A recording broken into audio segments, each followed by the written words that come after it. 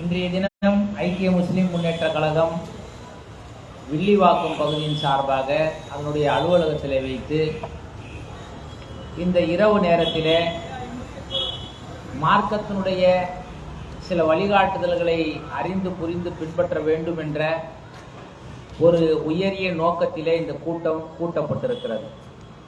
அது மாத்திரமல்லாது இந்த கூட்டத்தின் வாயிலாக நமக்கு எத்தகைய நன்மை கிடைக்கப் போகிறது என்று நாம் முதலாவதாக புரிந்து கொள்ள வேண்டும். நபிகள் பெருமானார் ஸல்லல்லாஹு அலைஹி வஸல்லம் சொன்னார்கள்,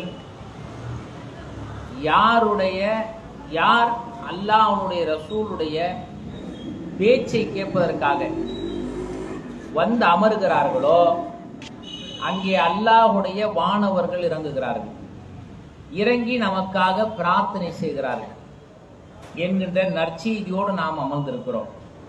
இந்த நவீன காலத்தில் ரசூல் ஸல்லல்லாஹு அலைஹி வஸல்லம் அவர்கள் ஒரு நன்மையை நீங்கள் எத்தி வைத்தால் அதற்கு யாரெல்லாம் கேட்டு பயன்பெறுகிறார்களோ பின்பற்றுகிறார்களோ அத்தனை மக்களுடைய நன்மையும் உங்களுக்கு கிடைக்கும் என்று அல்லாஹ்வுடைய தூதர் ஸல்லல்லாஹு அலைஹி வஸல்லம் அவர்கள் நன்மையான காரியங்களுக்கு சொல்லியிருக்கிறார்கள். இப்போ இருக்கக்கூடிய நவீன காலத்தில் நாம் இந்த இடத்திலே சில சகோதரர்கள் ஒன்று கூடி மார்க்க விஷயங்களை பகிர்ந்து கொண்டிருக்கிறோம். ஆனால் இது உலகம் முழுவதும் பார்க்கக்கூடிய பாக்கியத்தை நியாமத்தை அல்லாஹ் இந்த வலைதளம் மூலமாக நமக்கு வழங்கியிருக்கிறான். அந்த நன்மை யாரெல்லாம் பார்த்து அல்லாஹ்வுடைய வசனங்களை கூர்ந்து கவனிக்கிறார்களோ அந்த நன்மையும் இந்த ஜமாத்தை சாரும் இந்த பகுதி மக்களை சாரும் என்கின்ற ஒரு மிக முக்கியமான விஷயத்தை நாம் பார்த்து கொள்ள வேண்டும். அது அல்லாது நபிகள் பெருமானார் ஸல்லல்லாஹு அலைஹி வஸல்லம் ரொம்ப விரிவாக சொல்லுகிறார்கள். இப்படி ஒரு பயான் நடக்கின்ற இடத்துல வானவர் பார்த்துவிட்டு அல்லாஹ்விடத்துல போய் சொல்லுகிறாராம், அல்லாஹே, உன்னுடைய அடியார்கள் நரகத்தை விட்டு பாதுகாப்பு தேட வேண்டும் என்று சொல்லி பேசிக் கொண்டிருக்கிறார்கள், சொர்க்கத்திற்கு செல்ல வேண்டும் என்று சொல்லி பேசிக் கொண்டிருக்கிறார்கள், இவர்களுடைய நிலை என்ன என்று அந்த வானவர் கேட்க அல்லாஹு தாலா சொல்லுவானா, அவர்கள் சொர்க்கத்தை பார்க்கவே இல்லை, எப்படி சொர்க்கத்திற்கு போக வேண்டும் என்று நினைக்கிறார்கள், பேசுகிறார்கள், கேட்கிறார்கள். அப்பொழுது அந்த வானவர் சொல்லுவாராம், உன்னுடைய அல் குர்ஆனின் மூலியமாக சொர்க்கத்துடைய அந்த நிகழ்வுகளை எல்லாம் நீ படம் பிடித்து காட்டிருக்கிறாய், அதை பார்த்து படித்து அதை நேசித்து அங்கே செல்ல வேண்டும் என்று அவர்கள் உலகத்திலே பேசிக் கொண்டிருக்கிறார்கள். மீண்டும் அல்லாஹ் தஆலா கேட்பானா, நரகத்தை அவர்களுக்கு காட்டவே இல்லை, அதை குறித்து ஏன் அவர்கள் அஞ்சுகிறார்கள்? அல்லாஹே, இதையும் உன்னுடைய வேதத்தின் வாயிலாக தான் அவர்கள் தெரிந்து கொண்டார்கள். அப்போ அல்லாஹ் தஆலா சொல்லுவானா, எந்த சொர்க்கத்தை நோக்கி அவர்கள் பயணிக்க வேண்டும் என்று இங்கே ஒன்று கூடினார்களோ அந்த சொர்க்கம் அவர்களுக்கு கிடைத்து விட்டது. எந்த நரகத்தை விட்டு அவர்கள் அஞ்சி நடுங்கி கொண்டிருக்கிறார்களோ அந்த நரகத்தை விட்டு அவர்கள் பாதுகாக்கப்படுவார்கள் என்ற ஒரு நற்செய்தி சொல்கிறார்கள். மீண்டும் இந்த வானவர்கள் பாருங்க, இந்த ஹதீஸ் எவ்வளவு ஆழமாக போகிறது. ஒரு வானவர் சொல்றாராம், எல்லா கூட்டங்கள்லயும் இப்படி இருக்கும், சில கூட்டங்கள்ல பாத்தீங்கன்னாக்கா வரக்கூடிய சூழ்நிலையே இருக்காது. சரி, அடுத்த கட்டம் நம்ம நிர்வாகிகளை சந்திக்கணுமே, என்ன சொல்லுவாங்கன்னு ஒரு பாதி மனதோடு வருவோம், வந்து கேட்கலாமா கேட்கக்கூடாதா என்று ஒரு அமர்வில் அமர்வோம். அந்த வானவர் கேட்கிறார், இப்படி ஒருத்தர் வந்து உட்கார்ந்துருக்கிறார், அவரை குறித்து என்ன சொல்கிறாயா அல்லான்னு சொன்னாக்கா அவருக்கும் வந்து சொர்க்கம் கிடைக்கும், நரகத்திலிருந்து அவர்களும் பாதுகாக்கப்படுவார்கள். மன விரும்பி வந்தவர்களும் விரும்பாத வந்தவர்களுக்கும் ஒரு பாக்கியம் கிடைக்குதுன்றாக்கா அது எந்த அமர்வு என்று சொன்னால் உலகத்திலே எந்த பார்லிமெண்ட்ல அமர்ந்தாலும் உங்களுக்கு கிடைக்காது, சர்வதேச சட்டமன்றங்களில் அமர்ந்தாலும் அது கிடைக்காது. அல்லாஹ்வுடைய ரசூல் பேசுகின்ற அந்த அமர்வுகளிலே அமருகின்ற பொழுது நம்மளுக்கு கிடைக்கக்கூடிய முதல் பாக்கியம் அன்பு சகோதரர்களே. இங்கே எனக்கு வழங்கப்பட்டிருக்கின்ற தலைப்பு யாராலையும் ஏற்க முடியாத ஒரு தலைப்பை கொடுத்திருக்கிறார்கள், ஒற்றுமை. ஒற்றுமை என்கின்ற தலைப்பு. இந்த சமூகத்திலே ஒன்றி வாழ வேண்டும், ஒற்றுமையாக வாழ வேண்டும், ஒற்றுமையாக இருந்தால் மாத்திரம்தான் சாதிக்க முடியும் என்கின்ற ஒரு மிகச்சிறந்த தலைப்பை கொடுத்திருக்கிறார்கள். அந்த தலைப்பை குறித்து ஏகரட்சகனாகிய அல்லாஹ் 3வது அத்தியாயம் ஆலி இம்ரானுடைய 102வது வசனத்தை நீங்கள் பாருங்கள். 103வது வசனத்தை நீங்கள் பாருங்கள். அதிலே அல்லாஹ் சொல்லுகிறான், வஅதஸிமு பிஹப்லில்லாஹி ஜமீஆ வலா தஃபர்ரகு. நீங்கள் அனைவரும் சேர்ந்து அல்லாஹ்வுடைய கயிற்றை பற்றி பிடித்துக் கொள்ளுங்கள். வலா தஃபர்ரகு, நீங்கள் பிரிந்து விடாதீர்கள். அல்லாஹ்வுடைய ஆழமான வார்த்தை. நம்மளுக்கு முன்னாடி நம்ம ஒற்றுமை என்ற இந்த தலைப்புக்கு முன்னாடி அல்லாஹ் ஆயத்தையே இறக்கி வச்சுட்டான். நீங்கள் ஒற்றுமையாக தான் இருக்கணும். ஆனால் இந்த ஒற்றுமையை அல்லாஹும் நேசிக்கிறார், முஸ்லிம்களும் நேசிக்கிறார்கள், பள்ளிவாசல் நிர்வாகிகளும் நேசிக்கிறார்கள், ஜமாத்தார்களும் நேசிக்கிறார்கள். ஒட்டுமொத்த சமூகமும் ஒற்றுமைக்கு எதிரானவர்களா என்றால் இல்லை, உண்மையா கிடையாது. ஆனால் இதற்கு யார் எதிரானவன் என்று சொன்னால் ஷைத்தான் என்கின்ற நம்மளை வழிகெடுக்கக்கூடிய, அல்லாஹ்விடம் மிகப்பெரிய ஒரு சபதத்தை இட்டு வந்தவன் தான் அவனே செய்கிறான். அவன் என்றைக்கும் உங்களுடைய பகைவனாக இருக்கிறான் என்று அல்லாஹ் சொல்கிறான். மார்க்கத்தில் பொய்யே பேசக்கூடாது. உங்களுக்கு உயிர் போகக்கூடிய காரியமாக இருக்கலாம், உங்களுக்கு நஷ்டத்தை ஏற்படுத்தக்கூடிய காரியமாக இருக்கலாம். உலகத்திலே எந்த காரியமாக இருந்தாலும் மார்க்கத்திலே பொய் சொல்வதற்கு மூமினுக்கு எங்கேயுமே அனுமதி கிடையாது. நபிகள் பெருமானார் ஸல்லல்லாஹு அலைஹி சொல்லுகிறார்கள், 3 இடங்களிலே நீங்கள் பொய் சொல்லலாம். அதுல முக்கியமானது ஒன்று மனைவி இடத்துல வீட்டில் குழப்பம் ஏற்படுத்துறோம் என்பதற்காக வேண்டி, ஒரு அசாதாரண சூழல் ஏற்பட்டுவிடும் என்பதற்காக வேண்டி அங்கே நீங்கள் பொய் சொல்லலாம். இப்போ நான் ஹதீஸ் சொன்னோடனே அதையே நம்ம கடைபிடிக்க கூடாது. ஒரு அசாதாரண சூழல், அவன் மௌலி சாபி போகிறதால இதுக்கப்புறம் வெறும் பொய்யே சொல்லக்கூடாது. அன்பு சகோதரர்களே, 1. 2வது, போர்க்களத்தில் எதிரிகள்கிட்ட எங்கள்கிட்ட 313 பேர் தான் இருக்கிறாங்க, அதை 3000 பேராக சித்தரிப்பது, வடிவமைப்பது, அதற்கான யதார்த்தங்களை இப்போ காலித் பின் வலீத் ரலியல்லாஹுடைய வரலாற்றை நீங்கள் படிச்சீங்கன்னாக்கா, ஒரு போர்க்களத்தில் குறைவான மக்கள், அந்த காலித் பின் வலீத் ரலியல்லாஹு என்ன செய்யறாங்கன்னாக்கா, பல தோல்விகளை சந்திக்கிறாங்க. போன பிறகு இறுதியாக இவர் போறார். போன பிறகு அந்த கட்டமைப்பை சரி பண்ணுகிறார். எப்படி எதிரிகள் மேல் லட்சக்கணக்கான மக்கள் இருக்கிறாங்க, இவங்களுடைய மக்கள் அதே மக்கள் தான் இருக்கிறாங்க, அதிகமான மக்கள் கிடையாது. என்ன செய்யறாரு, 3 விதமாக அந்த படையை பிரிக்கிறார். முன்னாடி இருந்திருந்தாங்களே, இத்தனை போரிட்டு இருந்தாங்களே, அவர்களை எல்லாம் பின்னாடி வாருங்கள் என்று சொல்கிறார். பின்னாடி இருந்தவர்களை முன்னாடி போக சொல்கிறார். நடுவில் இருக்கக்கூடிய மக்களை நீங்கள் குதிரையை எடுத்துக்கொண்டு புழுதியை கிளப்புங்கள், அங்கெல்லாம் போயிட்டு புழுதியை கிளப்பிக்கிட்டே இருங்க, உங்களுக்கு அதான் வேலை. இப்போ அங்க இருக்கக்கூடிய எதிரிகள் என்ன கணக்கிடுறாங்கன்னாக்கா, நேற்று இருந்தவங்கலாம் இன்னைக்கு இல்லையே, பெரிய படையை காலித் பின் வலீத் கொண்டு வந்து விட்டார். முஸ்லிம்களுடைய படை என்ன செஞ்சிருக்கிறது, புது படை வந்திருக்கிறது. இல்லை என்று சொன்னா அவங்க இருக்க மாட்டாங்க இல்லையா.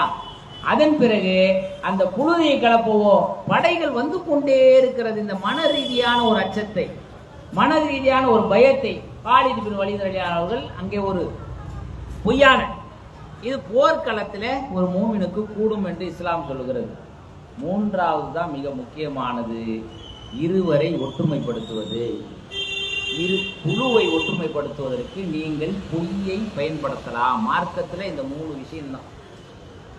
அப்ப நபிகள் நாயகம் ஸல்லல்லாஹு அலைஹி வஸல்லம் அவர்களும் இந்த சமூகத்திலே ஒற்றுமை ஏற்படுத்துவதற்கு இப்ப என்னன்னு சொன்னாக்கா, போய் சொல்றாரு பாத்தீங்களா, அதனாலதான் பெரிய விரிசலே வந்துருக்கு. ஒருத்தர் போய் நீங்க நம்ம நியமிச்சோன்னு வச்சீங்களேன், இங்க போனா நான் சொன்னா நம்ம கேட்டுக்குவாங்கண்ணே, எல்லாம் ஒன்று போட்டுருவானா போவார். போயிட்டு அவர் சொல்லக்கூடிய அந்த பாணி இருக்குது பாத்தீங்களா, அப்படியா சொன்னா இனி அவனை விடக்கூடாது. எங்க அவர் நம்ம என்ன போய் ஒரு அமைச்சிருக்கிறோம், வந்தவனே சலாம் சொல்லி கையை கொட்டு நம்ம தோலை தழுவிக்குவார் போல இருக்குன்னு பார்த்தா, இவர் சொல்லக்கூடிய பாணி சலாம் சொன்னாலும் பதில் சொல்லாம அவர் 2 நாள் போவார். அப்புறம் கடைசியில் நம்ம அனுப்பிச்ச தூதர் தான் இதுக்கெல்லாம் வேலையா இருப்பார். நம்ம அனுப்பிச்ச பார்த்தீங்களா தூதர், இவர் பேசுற பாணி, இவர் சொன்ன விதம், நாம சொன்ன விதம் ஏறுமாறாக சொல்லி சமூகத்தில் ஒரு வேற்றுமைக்கு உருவாக்குறது. இது ஒரு தனி மனிதன்கிட்ட ஆரம்பிச்சு ஒரு சமூகத்தில் ஆரம்பிக்கும். அவங்க குடும்பத்துக்கும் நம்ம குடும்பத்துக்கும் பிரச்சனை, ஊர் மக்களுக்கும் பிரச்சனை. இது மாதிரி சமூக கட்டமைப்பை சீரழித்து விடுகிறது. இந்த கட்டமைப்பை இந்த சமூகம் பயான்கள்ல சொன்னாலும் கேட்கறது இல்லை. நம்ம என்ன நினைக்கிறோம், ஒரு இடத்துல இருந்து நம்மளை பொறுத்த வரைக்கும் ஒரு இடம் நம்மை எதிர்க்கிறார்கள், நிராகரிக்கிறார்கள், அவர்களிடம் தான் நாம் நெருக்கமா இருக்கணும். அவர்களிடம் தான் நெருக்கமா இருக்கணும். நபிகள் நாயகம் ஸல்லல்லாஹு அலைஹி வஸல்லம் ஒருத்தர் வந்தார், யார சூழல்லாம், நான் என்னுடைய சொந்த பந்தங்கள்கிட்ட ரொம்ப நல்லா நடந்துக்கிறேன், ரொம்ப கண்ணியமான முறையில் நடந்துக்கிறேன், அவர்கள் தொடர்ந்து எனக்கு எதிராக நடந்து கொள்கிறார்கள். என்னோடு கண்ணிய குறைவாக நடந்து கொள்கிறார்கள், என்னை நிராகரிக்கிறார்கள், என்னை களங்கப்படுத்துகிறார்கள், வேதனைப்படுத்துகிறார்கள், அவர்கள் விஷயத்துல நான் என்ன செய்யணும் கேட்கிறாங்க. இப்ப நம்மள மாதிரி தூதர்கிட்ட சொன்னா மௌத்து கூட போயிடாத மாமே, மௌத்தே போயிட்டாலும் போயிடாத, உன் பாரம்பரியம்னா, உன் வீடுன்னா, உன் செல்வாக்குன்னா, உன் வியாபாரம்னா, அவன் யாரா அவன் இப்போ 4 நாள்ல பணக்காரன் ஆனவன் அவன்கிட்டயா என்று சொல்லி நிரந்தரமாக பிரிக்கக்கூடிய பயான்தாரிகளாக தான் நம்ம இருக்கிறோம். ஆனால் நபிகள் நாயகம் ஸல்லல்லாஹு அலைஹி வஸல்லம் அழகாக சொல்கிறார்கள், அவருக்கு நீங்கள் நல்லதையே செய்து கொண்டிருங்கள், அதுவரையிலே அவருடைய முகத்திலே நீங்கள் கரியை பூசி கொண்டிருக்கிறீர்கள். அவரா ஒரு கட்டத்துல எவ்வளவுதான் வந்து செய்தாலும் இவர் நல்லதே செய்து கொண்டிருக்கிறார் என்று ஒரு அளப்பெரிய பாசத்துக்குரியவராக மாறக்கூடிய வாய்ப்பை இந்த பொறுமையும் இந்த நிலை குலையாமையும் நன்மையை செய்ய வேண்டும் என்கின்ற அந்த ஆர்வமும் ஒரு சமூகத்திலே கட்டமைக்கும். அன்பு சகோதரர்களே, அது இன்றைக்கு தேவை. எந்த பயானாலேயே செய்ய முடியாதத ஒரே ஒருத்தர் பயான்ல முடிச்சார் பாத்தீங்களா, இந்த சமூகத்தை ஒற்றுமையாகினார் இந்தியா முழுவதும். அவர் ஆலிம்லாம் கிடையாது, அவருக்கு இஸ்லாம்லாம் தெரியாது, அவர் பேர் அமித்ஷா, அவருடைய ஃப்ரெண்டு பேர் பிரதமர். 2 பேரும் சொன்னாங்க நீங்க அகதி முகாமுக்கு போனோம்னு. கூலி வேலை செய்யறவரோட கோடீஸ்வரரும் எல்லாம் சாயின்பாக்கில் இருக்கிறாங்க சாயந்தரம்.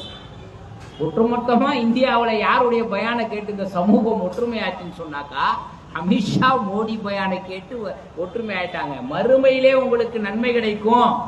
இப்ப நம்மளுடைய நம்பிக்கை என்ன இருக்கிறது அன்பு சகோதரர்களே, அல்லாஹ்வின் மீது நம்பிக்கை வைத்து மறுமையில நன்மை கிடைக்கும் என்று நாம் ஒற்றுமை நோக்கி நாம முதல்ல ஒவ்வொரு தனி மனிதரும் நான் ஒற்றுமை ஏற்படுத்த வேண்டும் என்பதல்ல, அவர்கள் ஒற்றுமையாக இருக்கக்கூடாது என்று சொன்னாலும் அவர்களோடு இணக்கமாக இருக்க வேண்டும் என்று ஒவ்வொரு மூமினும் நடந்து கொள்ளணும். அப்பதான் சமூகத்தில் ஒற்றுமை ஏற்படுத்தும்.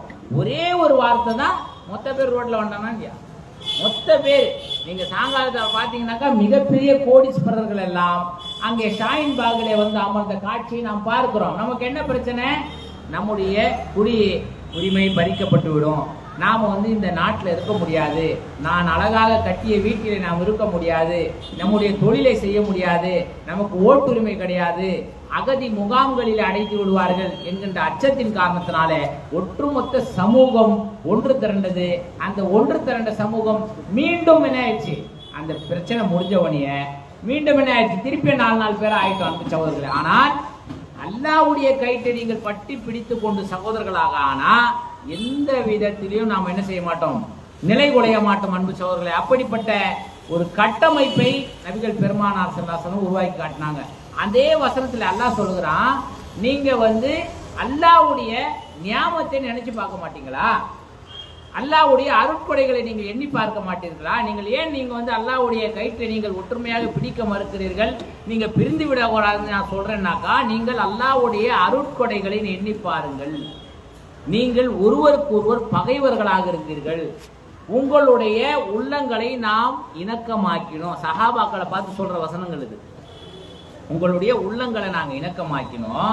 அதுக்கு அடுத்து சொல்றான், நீங்கள் நரகத்துடைய அந்த இறுதி நிலையிலே இருந்தீங்க, நரகத்துடைய பார்டர்ல இருந்தீங்க, உங்களை அங்கிருந்து நம்ம காப்பாற்றிட்டோம். இந்த ஈமானை கொண்டு, இஸ்லாமை கொண்டு, சகோதரத்தை கொண்டு நீங்கள் உங்களுடைய சகோதரர்களாக மாற்றினதுடைய விளைவாக நீங்க அங்கிருந்து காப்பாற்றப்பட்டு விட்டீர்கள் என்று சஹாபாக்களை பார்த்து இந்த வசனம் சொல்லுகிறது என்று சொன்னால், அதனுடைய விளைவாக தான் அவங்க ஒன்றாயிட்டாங்க. எப்படிப்பட்ட சகோதரத்துவம், எப்படிப்பட்ட ஒற்றுமை தெரியுமா, மக்காவிலிருந்து மதினாவுக்கு வராங்க. ஹிஜ்ரத்துடைய வரலாறு உங்களுக்கு தெரியும். இதெல்லாம் நீங்க வாயில பேசுகிற பொழுது நல்லா இருக்கும். ரஹீக் எடுத்து தமிழாக வந்துருச்சு, ரஹீக். நீங்கள் ரஹீக்கில் எடுத்து படிக்கின்ற பொழுது அந்த மக்காவை அந்த மக்கள் நேசித்தது போன்ற உலகத்திலே வேற எந்த மண்ணையும் அவர்கள் நேசித்ததே கிடையாது. இந்த மக்காமா நகரத்தை அவர்கள் எப்படியெல்லாம் இஸ்லாம் வருவதற்கு முன்பாகவே பேணி பாதுகாத்தார்கள். இஸ்லாம் வருவதற்கு முன்பாக அந்த காபத்துல்லா கொஞ்சம் கொஞ்சமாக பழமை அடைந்து கொஞ்சம் கொஞ்சம் வெடிப்பிட்டுருச்சு. அதுக்காக வேண்டிய ஆல்ட்ரேஷன் பண்ண வேண்டும் என்று சொன்னால், அபுதாலி போன்ற, அப்துல் முத்தலிப் போன்ற அந்த குறைஷி மக்களுடைய தலைவர்கள் எப்படிப்பட்ட முடிவு எடுத்தாங்க தெரியுமா, அந்த காபத்துல்லாஹ் மீது அவர்கள் கொண்ட நேசத்தை அது காட்டுகிறது. அவங்களுக்கு அப்போ விபச்சாரம் பெரிய பிரச்சனை இல்லை. வட்டி ஒரு பெரிய பிரச்சனை இல்லை. இப்னு அப்பாஸ் அவன் போலலாம் பெரிய வட்டி விடக்கூடிய மக்கள். வட்டியுடைய வசனம் இறங்குற போது ரசூல் ஸல்லல்லாஹு அவரை தான் கூப்பிட்டு சொன்னாங்க, அசலை வாங்கிக்கங்க, வட்டியை ரத்து செய்கிறேன், என்னுடைய சிறிய தந்தையினுடைய வட்டியை நான் ரத்து செய்கிறேன் என்று நபி ஸல்லல்லாஹு அலைஹி வஸல்லம் நாவினால் சொன்னார்கள். அவ்வளோ வட்டியை பேணுதலாக பார்க்கக்கூடிய மக்கள் மசூரா பண்ணுகிறார்கள். மசூரா இதை சொல்லி நமக்கு அதை சொன்னாதான் புரியும் இந்த ஒற்றுமையினுடைய விஷயம். அதை மசூரா பண்றாங்க.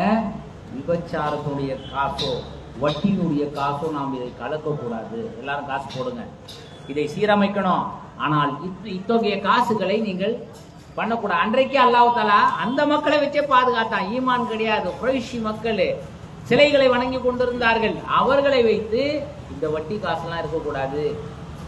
அந்த அளவிற்கு அந்த மண்ணையும் காபத்துல்லாயும் நேசித்த மக்களை அல்லாஹ் தஆலா சொல்கிறான், உன் மனைவி வந்தால் அழைத்துக்கொள், உன் பிள்ளை வந்தால் அழைத்துக்கொள், இல்லை என்று சொன்னால் நீ ஹிஜ்ரத் செய் என்று சொல்லி கட்டளை பிறப்பிக்கிறாங்க. மதீனாவுக்கு முதல்ல அபிசீனியாவுக்கு சென்றார்கள், இரண்டாவதாக மதீனாவுக்கு சென்றார்கள். மதீனாவுக்கு செய்கின்ற பொழுது ஒரு நபி தோழர் போறார். போனால் அவர் வெளிநாட்டிலிருந்து ஷாம் தேசம் அது போன்ற தேசங்களிலிருந்து மதீனாவில் வியாபாரம் ஆரம்பித்து மிகப்பெரிய செல்வந்தராக ஆன ஒரு நபித்தோழர். அந்த நபித்தோழரை பிடித்து கொண்டார்கள்.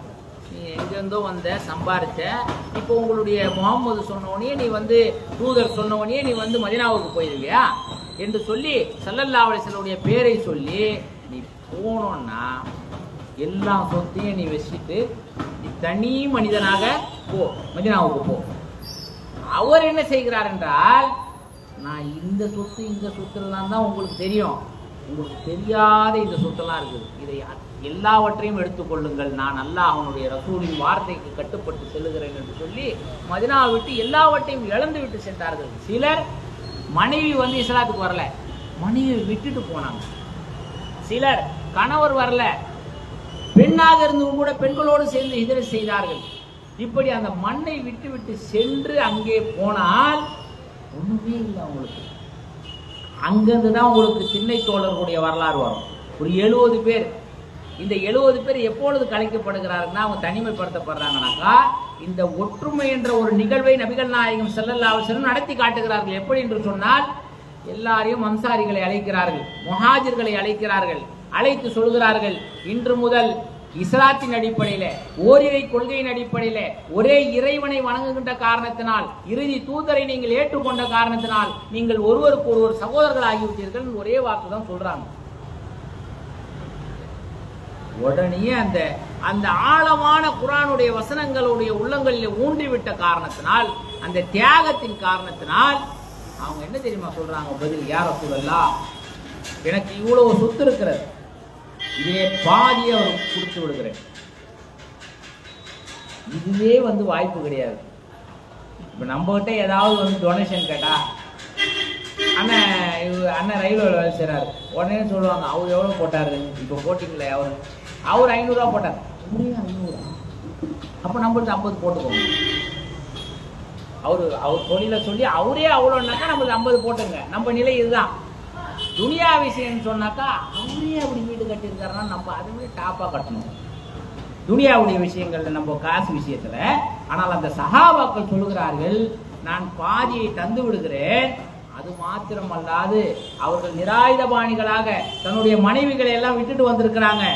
எனக்கு 2 மனைவி இருக்கின்றன, எனக்கு 3 மனைவி இருக்கிறது, அதிலே ஒன்றை நான் தலாக் சொல்லி விடுகிறேன், அவர் நிக்கா செய்து கொள்ளவர். எவ்வளவு பெரிய ஒற்றுமை பாருங்க. இதுனா பெரிய மாநாடு நடத்தப்பட்டதா, பெரிய பயான் பண்ணப்பட்டதா? ஒண்ணுமே இல்லை. இந்த வசனம் தான், ஒரு சின்ன குர்ஆன் வசனம் தான். ஏனென்றால் இது அல்லாஹ்வுடைய வார்த்தை என்று அவர்கள் நம்பினார்கள். இந்த வார்த்தையை நம்பினால் மாத்திரம்தான் எனக்கு சொர்க்கம் என்ற நம்பிக்கை அவர்களுக்கு இருந்தது. இந்த வார்த்தையை நம்பினால் மாத்திரம்தான் நான் நரகத்திலிருந்து விடுபடுவேன் என்கின்ற ஆழமான நம்பிக்கை இருந்தது. அதுதான் சமூக புரட்சி அது ஏற்படுத்தி, சாதாரண புரட்சி அல்ல. அதுலயும் ஒருவர் முஹாஜிர் அப்துல்லா பின் ரவுஃப் ரலியல்லாஹு அவர்கள், அவர் என்ன சொல்கிறார், எனக்கு சொத்து எல்லாம் வேணாம், எனக்கு மனைவி எல்லாம் வேணாம், எங்க மார்க்கெட் இருக்குன்னு சொல்லுங்க, நான் போய் வியாபாரம் பண்றேன்னாக்கா பிறகு அவர் மிகப்பெரிய செல்வந்தராக ஆனார். இப்ப இந்த நிகழ்வுகளை எல்லாம் நபிகள் நாயகம் ஸல்லல்லாஹு அலைஹி வஸல்லம் நமக்கு ஏன் படம் பிடிச்சு காட்டினாங்கன்னா, நீங்கள் சிதைந்து விடாதீர்கள், நீங்கள் வேற்றுமையில ஒற்றுமை ஏற்படுவதற்கு முயற்சி செய்யுங்க, ஒற்றுமையில வேற்றுமை ஏற்படுத்தி விடாதீர்கள். உங்களுடைய நாவால், உங்களுடைய கரங்களால், உங்களுடைய செயல்களால், உங்களுடைய வியாபாரத்தால், உங்களுடைய குடுக்கல் வாங்கலால், உங்களுடைய அரசியல் வாழ்க்கையால், உங்களுடைய தனிப்பட்ட ஒழுக்கம் சார்ந்த வாழ்க்கையால் இந்த சமூகத்தில் நீங்கள் பிரிவினை ஏற்படுத்தி விடாதீர்கள்.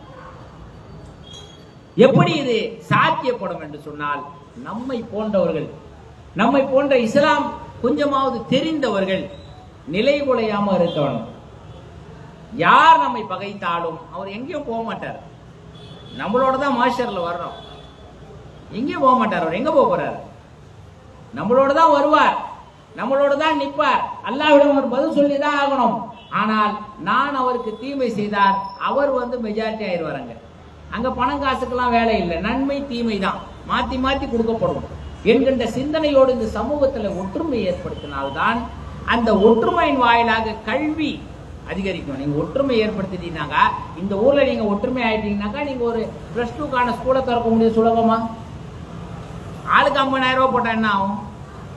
50,000 பெரிய பிரச்சனை இல்லை. ஆனால் நீங்கள் கல்வியை கொடுத்தீங்கன்னா ஒரு தலைமுறையை நீங்கள் அறிவுடைய தலைமையாக மாற்ற முடியும், தலைமுறையை மாற்ற முடியும். இதுக்கெல்லாம் அடிப்படை காரணம் ஒற்றுமை தான். இந்த ப்ரோக்ராம் நடத்தணுங்க, என்னால நடத்த முடியாது. நீங்க 10 ரூபா கொடுத்தீங்கன்னா இந்த ப்ரோக்ராம் நடத்திடுவேன். ஒற்றுமையினுடைய பிரதிபலன் அதுதான். நீங்கள் எதை செய்ய வேண்டும் என்று சொல்ல, ஏழைக்கு உதவி செய்யணும். இன்னைக்கு எங்க ஊர்ல ஒருத்தருக்கு ஏழைக்கு ரொம்ப உதவி செய்யணும், 5,000 ரூபாய் கொடுக்கணும். 5,000 கொடுக்க முடியாது. நான் 500 போட்டேன், இன்னும் 9 பேர் 500 போட்டாங்க, 5,000 கொடுக்கணும். ஒரு 10 நிமிஷத்துல அந்த காரியம் முடிச்சிருக்கு. என்ன?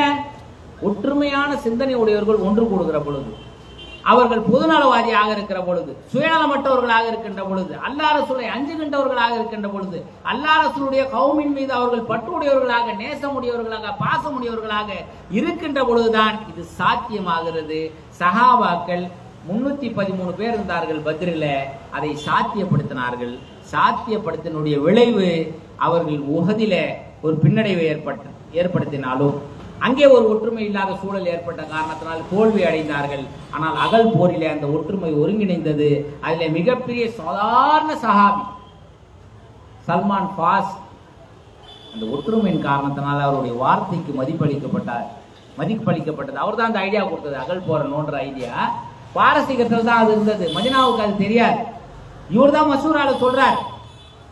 ஏன் எப்படி சொல்றாருனாக்கா, இவருடைய வரலாற்றை சொன்னா நம்மளுக்கு இப்படியெல்லாம் இஸ்லாத்துக்கு வந்தார்களா, நம்ம இப்படி தோல்ல சுமந்து கொண்டு இந்த இஸ்லாத்தை கேவலப்படுத்தி கொண்டிருக்கிறோமே, அறியாமல் இருக்கிறோமே, அழுகாமல் இருக்கிறோமே என்று நமக்கு தெரியும். அவர் ஒரு பெரிய பூசாரி வீட்டினுடைய பிள்ளை. அங்கிருந்து என்ன செய்யறாரு, ஒரு ஃபாதர்கிட்ட போறார். அங்கேயும் நேர்வழி கிடைக்கல, இன்னொரு ஃபாதர்கிட்ட போறார், மூணாவது ஒரு ஃபாதர்கிட்ட போறார். அவர் சொல்றார், இந்த காலகட்டம் முடிந்து விட்டது, இறுதி தூதர் ஒருவர், அந்த ஊர் என்பது பேரித்த பழங்கள் வளரக்கூடிய மரங்கள் நிறைந்த ஒரு ஊராக இருக்கும், நீ அங்கே போய் நேர்வழி பெற்றுக் கொள்ளுங்கிறார். அங்கேருந்து வருகிறார். அந்த மக்கள் எப்படிப்பட்டவனாக்கா, எனக்கு தெரியாதே என்ன வித்துருவாங்க. அப்படித்தான் சல்மான் பார்சி ரலியல்லாஹு விட்டுட்டாங்க. வித்துட்ட பிறகு மதினாவாசி ஒருவர், இவருடைய நியத் நேர்வழி பெறணும், மதினாவாசி தான் இவரை வாங்குறார். அவன் ரசூல் ஸல்லல்லாஹு அலைஹி வஸல்லம் மதீனாவுக்கு கால் வைக்கின்ற பொழுது அவர் பேரித்த பழம் மேல இருக்கிறார், பேரித்த மரத்து மேல இருக்கிறார். இதை கேட்டவனே கீழே வந்துட்டார் சந்தோஷத்துல. உடனே அந்த ஓனர் ஒரு அறை விடுறார். அதன் பிறகு அல்லாஹ்வுடைய தூதரை சந்தித்து இந்த நிகழ்வுகளை எல்லாம் அவர் சொல்லுகிற பொழுது அவரும் கண்ணீர் விடுகிறார், அல்லாஹ்வுடைய தூதரும் கண்ணீர் விடுகிறார். அப்படிப்பட்ட ஏழை சஹாபி தான் ஒற்றுமையின் வாயிலாக சபையில அமர வைத்து அங்கே மசூரா செய்யப்பட்டு, அந்த மசூரா தான் அகல் யுத்தம். அந்த அகல் யுத்தம் அல்லாஹ் தஆலா வெற்றியை கொடுத்தாங்க. அன்பு சகோதரர்களே, இந்த ஒற்றுமை எங்கெங்கெல்லாம் இருக்கிறதோ அங்கெல்லாம் நாம் வெற்றி பெறுவோம். ஏன்னா நம்மிடம் ஈமான் இருக்கிறது, இஸ்லாம் இருக்கிறது, நல்லொழுக்கம் இருக்கிறது, நேர்மை இருக்கிறது, நாணயம் இருக்கிறது, உண்மை இருக்கிறது, சத்தியம் இருக்கிறது, அல்லாஹ்வுடைய உதவி இருக்கிறது, அல்லாஹ்வுடைய தூதரின் வழிகாட்டுதல் இருக்கிறது. எவ்வளவு வாக்கியம் இருக்குது பாருங்க. ஆனால் இங்க என்ன பிரச்சனை, சின்ன சின்ன ஷைத்தானுடைய ஊசல் ஆட்டத்தால் இங்கே ஒற்றுமை இல்லை. அந்த ஒற்றுமை எல்லாரும் நேசிக்க மாட்டாங்க, நாம தான் அதுக்கான முயற்சியை செய்யணும். அதுல தோல்வி அடைந்தாலும் நமக்கு வெற்றி தான். ஒருத்தர் 2 பேரை சேர்க்கறதுக்கு நம்ம பல முயற்சி செய்யறோம். இன்னைக்கு ஒரு குடும்பத்தை சேர்க்கறதுக்கு பல முயற்சி செஞ்சோம், இல்ல சேரல. அந்த ஜமாத்தார்கள் கிட்டத்தட்ட அதுல 15 பேர் எனக்கு தெரிஞ்சு கிட்டத்தட்ட 11:30 மணிலேருந்து 2:30 மணி வரைக்கும் முயற்சி செய்கிறாங்க. நான் முதல்ல லோஹர் தொழுதுட்டு முதல்ல அந்த ஜமாத்தார்களுக்கு தான் நான் அல்லாஹ்கிட்ட துவா செஞ்சேன். அல்லாஹே, இந்த ஜமாத்தார்களுக்கு நீ கிருபை செய்.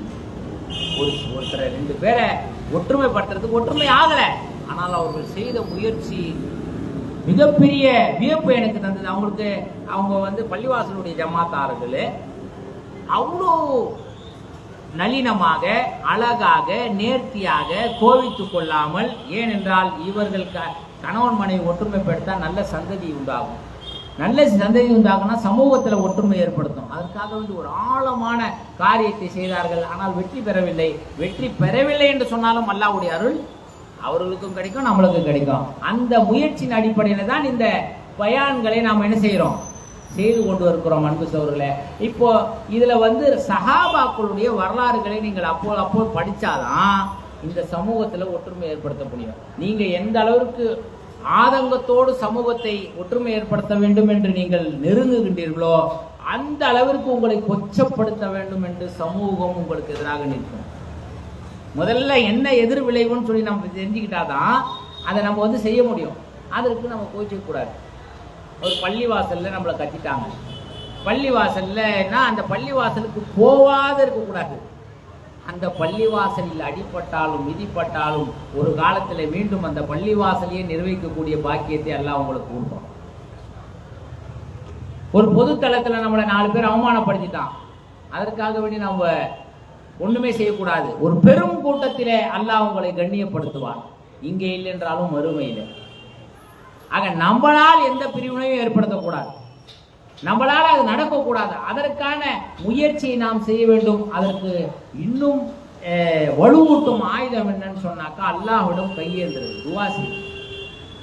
ஏன்னா இந்த சமூகத்துல பிரிவினை போதும், ஏகப்பட்ட பிரிவினைகள் ஆச்சு. ஆனா சில நேரங்களில் நீங்க ஒதுங்கி இருந்தாதான் நம்ம ஈமான பார்த்துக்க முடியும்.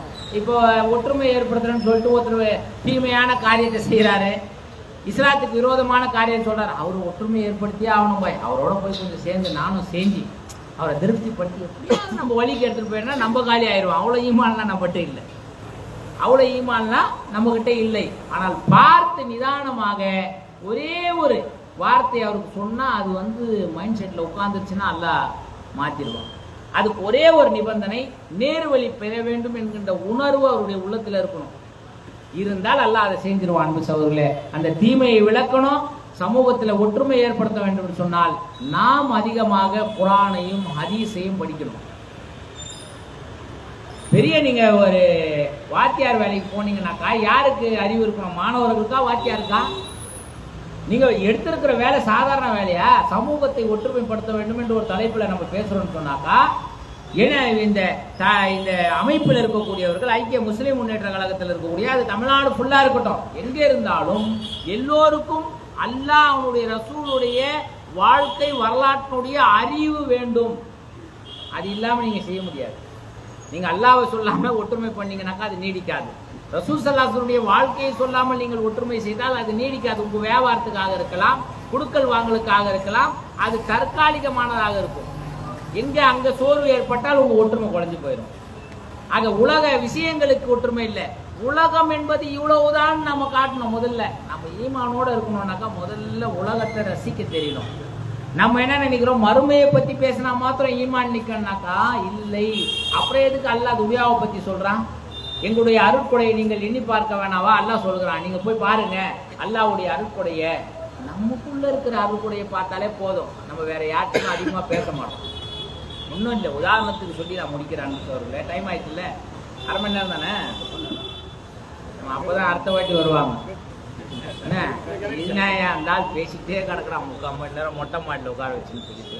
சரிங்களா, நான் ஒரே ஒரு விஷயத்த சொல்லி முடிக்கிறேன். அன்பு சகோதரர்களே, நம்மள சிலருக்கு ஒரு ஃபீலிங் இருக்குது, ஏரியாவில் இவெல்லாம் நல்லா இருக்கிறான், நான் தீனுங்கிறேன், இஸ்லாமுங்கிறேன், ஜமாத்துங்கிறேன், நல்லது செய்யணும், அல்லாஹ் தஆலா நம்முடைய வியாபாரத்தில் பர்க்கத் இல்லை, ஓஹோன்னு போயிட்டாங்க அவங்கெல்லாம். இவங்க ஹராமுங்கிறாங்க, அந்த வட்டிக்கு வாங்குற பாய் தான் 4 வீடு வாங்கிட்டாரு. ஹராமலாம் கபர்ல தானே, அல்லாஹ் நம்மளை பார்க்கலையோ அப்படி ஒரு நினைப்பு. உருதுலாம் எப்படி சொல்லணும்னா, அல்லாஹ் ஹஞ்சிட்டு நீக்கி அதாவது இறைவனுக்கு கண்ணே இல்லையோ, என்ன பார்க்க மாட்டான் அப்படிங்கிற செய்திகள்லாம் இருக்குது. அப்போ அல்லாஹ் தஆலா இந்த வசனம் சொன்னா, உங்களுக்கு ஒரு நியாமத்தை வழங்கியிருக்கிறேன், உங்களுக்கு நியாமத்தை கொடுத்துருக்கிறேன். என்ன நியாமத்து? நாம எவ்வளவு பெரிய பணக்காரன்னு சொல்லிட்டு ஒரு கவர்மெண்ட் ஹாஸ்பிட்டல்ல போய் பார்த்தா தான் தெரியும் நம்மளுக்கு. நமக்கு இப்ப பிஷாப் வந்தா பள்ளிவாசலுக்கோ வீட்லயோ எங்கேயோ, அது வெஸ்டர்ன் டாய்லெட்டோ அது வேற டாய்லெட்டோ போய் நிம்மதியா துவா சொல்லிட்டு நீங்க போயிட்டு வந்துட்டே இருக்கலாம். அது வரவில்லை என்று கையிலே பிடித்து கொண்டு திரிகிறானே, அவனை விட நான் மிகப்பெரிய பாக்கியசாலி இல்லையா? அது வரவில்லை என்று 2 லட்சம் தரேன், 3 லட்சம் தரேன், என்னுடைய யூரினை வெளியே எடுத்துருங்க சார், எனக்கு வயிறு வீங்கிடுச்சு சான்று கதறக்கூடியவர்களை பார்த்தாதான் நமக்கு வழங்கப்பட்ட அருட்கொடை நம்மளுக்கு தெரியும். எல்லாம் அல்லாஹ் சொல்கிறான், நான் செய்யணும்னாக்கா குன் ஆகுக. நம்ம என்ன பண்ணோம், ஏற்பாடு பண்ணோம், இந்த சேர்லாம் வந்து ஃபுல்லாகணும். 8:30 மணிலேருந்து அங்கே திரும்புகிறார் அவரு, இங்கே திரும்புகிறார் அவரு ஃபோன் போடுறாரு, வருவாங்களா வரமாட்டாங்களா. 8:55 வரைக்கும் நம்மளுக்கு ஒன்றுமே பதட்டமாக இருக்குது, 1 மணி நேரமாக. ஆனால் 8:55க்கு அல்லாஹ் எல்லாரும் கூட்டு வந்து உட்கார வச்சுட்டு 9:05 எல்லாம் செட்டில் ஆகிட்டோமா.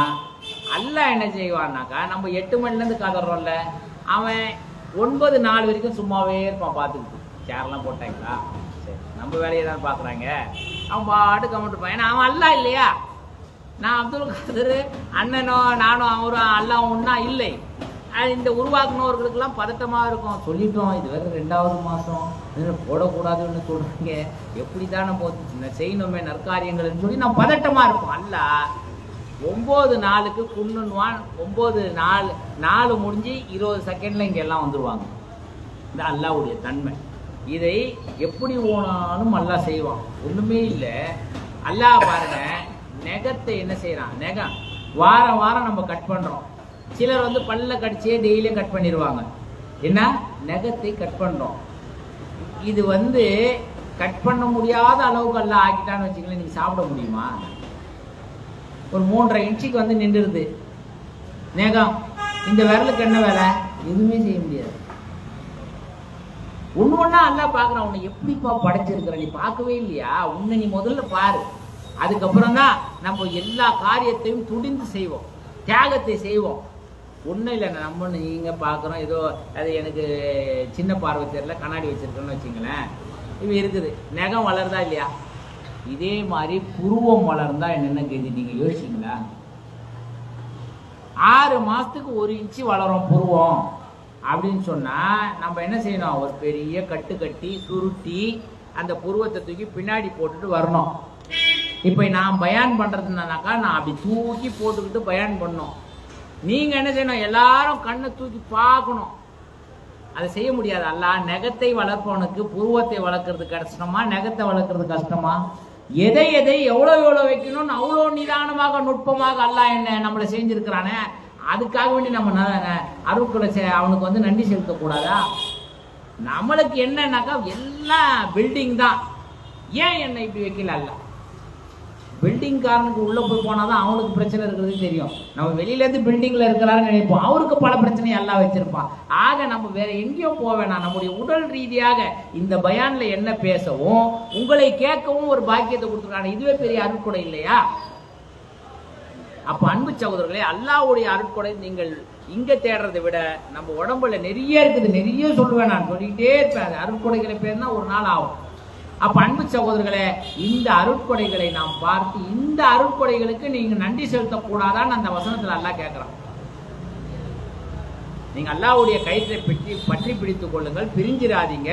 உங்களுக்கு ஞாபகத்தை கொடுத்துருக்க, நீங்க அதுக்கு நன்றி செலுத்துங்க. நான் தான் உங்களை இணக்கமாக்கி இருக்கிறேன். அன்பு சகோதரர்களே, ஆகவே இந்த சமூகத்தை நாம் இணக்கமாக்க வேண்டும் என்று சொன்னால் முதலிலே நமக்கு வழங்கப்பட்டிருக்கின்ற இந்த ஆரோக்கியத்தை நானும் பயன்படுத்திக் கொண்டு இந்த சமூகத்திற்கும் பயன்படுத்த வேண்டும். இது அல்லாஹ் வழங்கிய அமானத்து, அமானிதம் என்கின்ற உணர்வை நாம் ஏற்படுத்திக் கொண்டால் நிச்சயமாக இல்ல இன்ஷா அல்லாஹ் இதையெல்லாம் நம்ம சகோதரர்கள்ட்ட நம்ம பேசக்கூடியவர்கள்ட்ட எல்லாத்தையும் எத்தி வச்சு பக்குவப்படுத்தி ரொம்ப நாள் ஆகும். அன்பு சகோதரர்களை, ஒரு சினிமா பாட்டு போட்டா 100 பேர் வந்துருவாங்க. அப்படிலாம் நம்ம செய்ய முடியாது. கொஞ்சம் கொஞ்சமாக ஒருத்தரையாவது உலகத்துல ஒருத்தரையாவது நம்முடைய ஊர்ல என்னுடைய நாவினால் அல்லாஹ்வுடைய அருட்கொடைகளை சொல்லி ஒரு நேர்வழி பெற்றார் என்கின்ற உணர்வோடு இந்த துனியாவில நாம மரணிக்கணும் அன்பு சகோதரர்களே. அத்தகைய பாக்கியத்தை அல்லாஹ் தஆலா உங்களுக்கும் எனக்கும் வாரி வழங்குவானாக.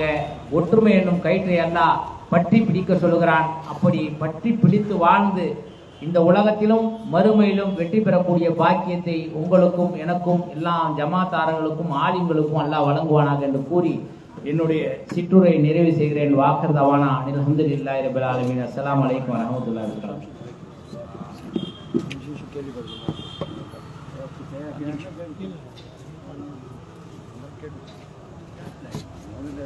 மார்க்கெட்